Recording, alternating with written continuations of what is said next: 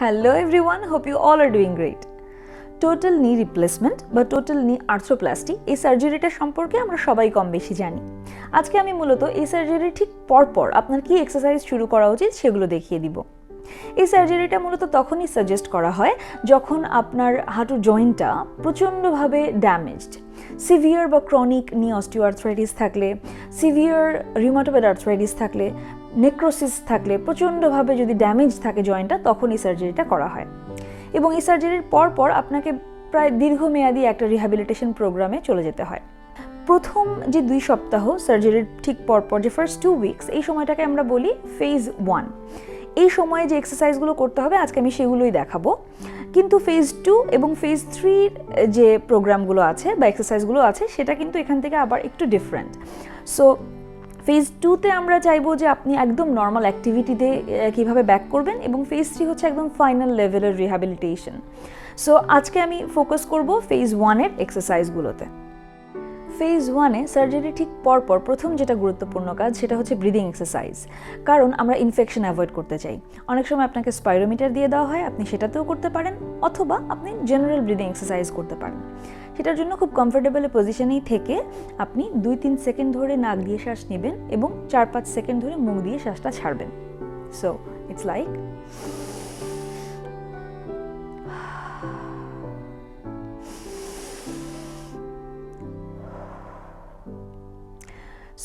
Breathing এক্সারসাইজে যদি আরও clear demonstration চান তাহলে আমার চ্যানেলেই ব্রিদিং এক্সারসাইজের উপরে আরও একটা ভিডিও আছে, সেটা দেখে আসতে পারেন। এরপরে আমরা আরেকটা যে জিনিস খেয়াল রাখতে হবে সেটা হচ্ছে আমরা আইসিং করব। সো আমাদের নি জয়েন্টে আমরা 10-15 মিনিট পর্যন্ত যেই পায়ে আপনার সার্জারি হয়েছে সেই হাঁটুতে চারপাশে আপনি আইসিং করতে পারেন। অনেক আইস ব্যাগ পাওয়া যায়, সেই আইস ব্যাগটাকে দিয়ে রাখতে পারেন, এবং সেটা 10 থেকে 15 মিনিটের বেশি না, এবং এটা আপনি 2-3 ঘন্টা পর দিতে পারেন। এটাতে আপনার সোয়েলিং কমবে, ব্যথাও কমবে। আরেকটা গুরুত্বপূর্ণ ব্যাপার হচ্ছে যে সার্জারির পর অনেক সময় দেখা যায় যে পা ফুলে যায়, হাঁটু বা লেগ ফুট ফুলে যায়। সো এই জন্য যেটা করতে হবে, আমাদের পা এলিভেট করে রাখতে হবে। আপনি পায়ের নিচে 2টা বা 3টা বালিশ দিয়ে আপনার পাটাকে উঁচু করে রাখতে পারেন যাতে সোয়েলিংটা কম হয়। সবচেয়ে ভালো ব্যাপার হচ্ছে যে আপনি ফেজ 1-এই হাঁটা শুরু করতে পারবেন, কিন্তু অবশ্যই আপনাকে ওয়াকিং এইড ব্যবহার করতে হবে। আর আপনার ফিজিক্যাল থেরাপিস্ট আপনাকে বলে দিবে যে আপনি কতটুকু ভর আপনার অপারেটেড লেগে দিতে পারবেন। প্রথম যে এক্সারসাইজটা দিয়ে আমরা শুরু করব সেটা হচ্ছে অ্যাঙ্কেল পাম্প।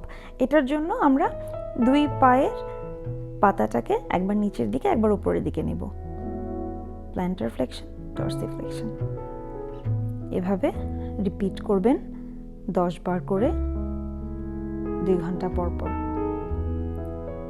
এটাতে আপনার ব্লাড ক্লট হওয়াটা প্রিভেন্ট হবে বা রক্ত জমাট বাঁধবে না। খুবই সহজ কিন্তু গুরুত্বপূর্ণ এক্সারসাইজ। এরপরে আমরা যেটা করব সেটা হচ্ছে কোয়াডসেপস। এটার জন্য আমরা আমাদের পায়ের যেই পায়ে আপনার সার্জারি হয়েছে সেই পায়ের গোড়ালির নিচে একটা টাওয়াল, ছোট টাওয়াল বা রুমাল কিছু একটা ফোল্ড করে বা একটা কাপড় ফোল্ড করে দিয়ে নিতে পারেন।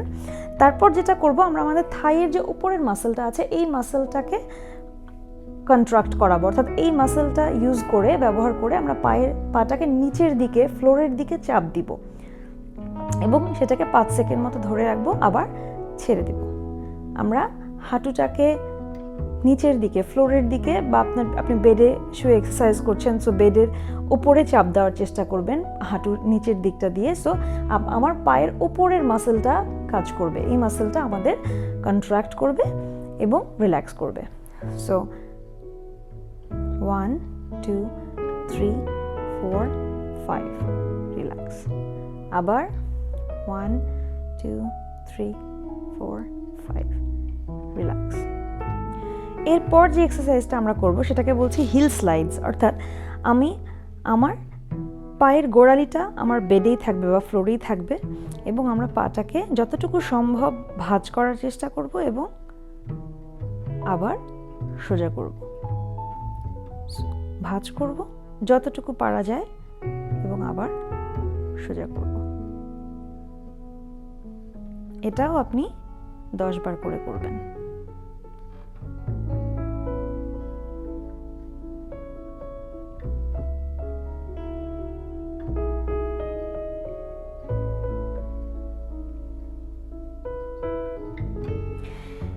এটা হয়ে গেলে আমরা যেটা করব হিপের অ্যাবডাকশন অ্যান্ড অ্যাডাকশন। এখন আমার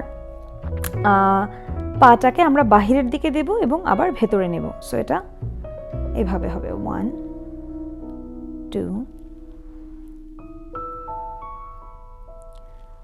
3 এভাবে এটাও 10 বার করতে হবে।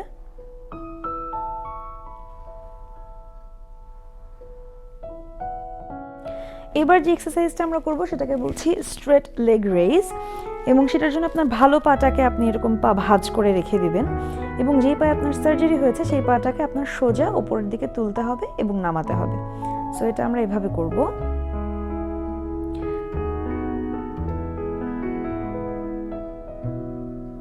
যতটুকু আপনার জন্য ওঠানো সম্ভব হয় ততটুকু উঠাবেন এবং 2-3 সেকেন্ড হোল্ড করবেন।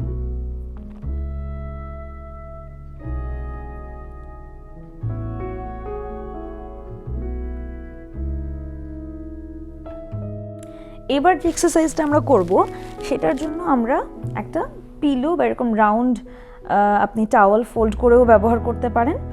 সো এটা আপনার হাঁটুর নিচে দিয়ে আমাকে যেটা করতে হবে যে পাটাকে আমার উপরের দিকে উঠাতে হবে এবং নামাতে হবে, আবার উপর দিকে উঠাবো, নামাবো। পিলোটা যদি আরেকটু উঁচু হয় তাহলেও অসুবিধা নেই। আমার এখানে মেইন কাজ হচ্ছে নিয়ের ফ্লেকশন এবং এক্সটেনশন, অর্থাৎ হাঁটুর একবার ভাঁজ হবে, আবার আমরা এখানে উঠাবো।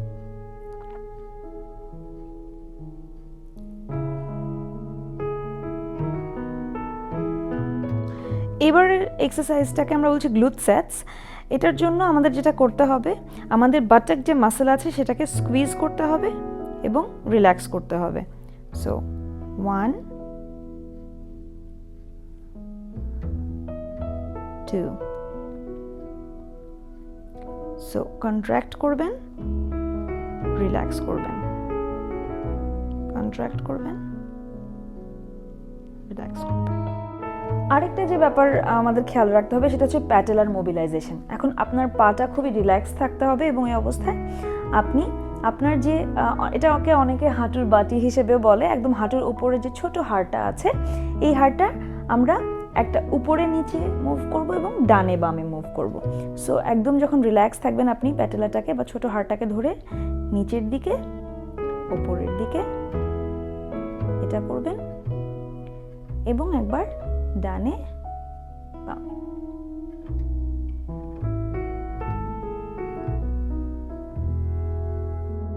এবারে আমরা নিয়ের এক্সটেনশন স্ট্রেচ করব। এখন যেটা হয় যে পা সাধারণত হাঁটুটা অনেক সময় দেখা যায় পুরোপুরি ভাঁজ হতে চায় না এবং পুরোপুরি সোজাও হতে চায় না। সো এন্ড রেঞ্জ যাতে পুরোপুরি পাটা সোজা করতে পারেন আপনি বা হাঁটুটা পুরো যেন সোজা হয়, সেই জন্যই মূলত এই এক্সারসাইজটা। এবং সেটার জন্য কি করতে হবে আমাদেরকে, এভাবে ইটস জাস্ট নাথিং, আপনি শুধু এক চেয়ারের উপরে বসে আরেক চেয়ারের উপরে এভাবে পা তুলে রাখবেন। মনে রাখবেন পায়ের পাতাটা যেন নিচের দিকে এভাবে হয়ে না থাকে। হ্যাঁ, তো আমার হাঁটুটা সোজা থাকবে এবং পায়ের আঙুলগুলো ওপরের দিকে এভাবে থাকবে এবং এভাবে আপনি 10 মিনিট মতো হোল্ড করতে পারেন। যদি 10 মিনিট না পারেন, যতটুকু সময় আপনি করতে পারবেন প্রথমে সেটুকু দিয়েই শুরু করবেন, আস্তে আস্তে 10 মিনিট পর্যন্ত থাকার চেষ্টা করবেন। অনেক সময় দেখা যায় যে আমরা এই অবস্থায় পা রেখে হাঁটুর উপরে একটা আইস প্যাকও ব্যবহার করতে পারি, আবার 2 থেকে 5 পাউন্ড পরিমাণ ওজনও আমরা পায়ের থাইয়ের উপরে এই জায়গাটায় দিতে পারি যাতে আমাদের পাটা সোজা থাকে। এবারের এক্সারসাইজটার জন্য আমরা চেয়ারে বসেই করব এবং সেই জন্য যেটা করতে হবে যে আমাদের পাটাকে বা হাঁটুটাকে শুধু ভাঁজ করতে হবে এবং সোজা করতে হবে। চেয়ারে বসেই আপনি এটা হাঁটুটা ভাঁজ করবেন এবং সোজা করবেন, ভাঁজ করবেন।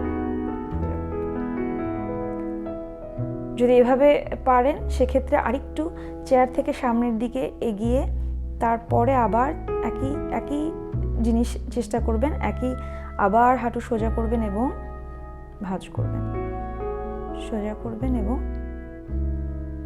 ভাঁজ করবেন।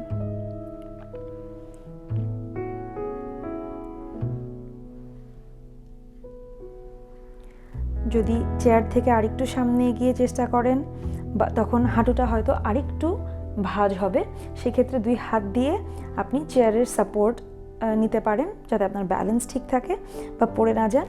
এবং তারপরে কারণ এভাবে চেষ্টা করলে, এভাবে এক্সারসাইজটা করলে যেটা হবে যে হাঁটুটার ফ্লেকশনটা বা হাঁটুটা আরেকটু বেশি ভাঁজ করতে পারবেন আপনি, এবং ভাঁজ করবেন এবং সোজা করবেন।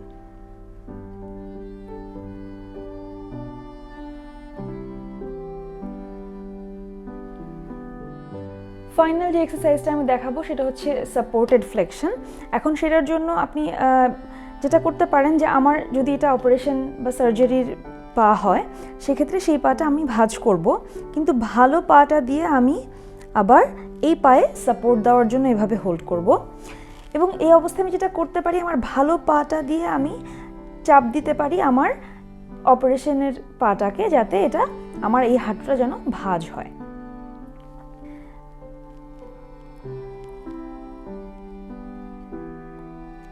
এবং এই অবস্থায় আপনি চেয়ারের একটু সামনের দিকে গিয়ে এটাকে হোল্ড করতে পারেন, কারণ আপনি আপনার ভালো পা দিয়ে আপনি এটাকে সাপোর্ট দিচ্ছেন এবং আপনার সেক্ষেত্রে এই হাঁটুটাতে আরেকটু ভাঁজ হচ্ছে বা আরেকটু ফ্লেকশন অ্যালাউ করতে পারছেন আপনি।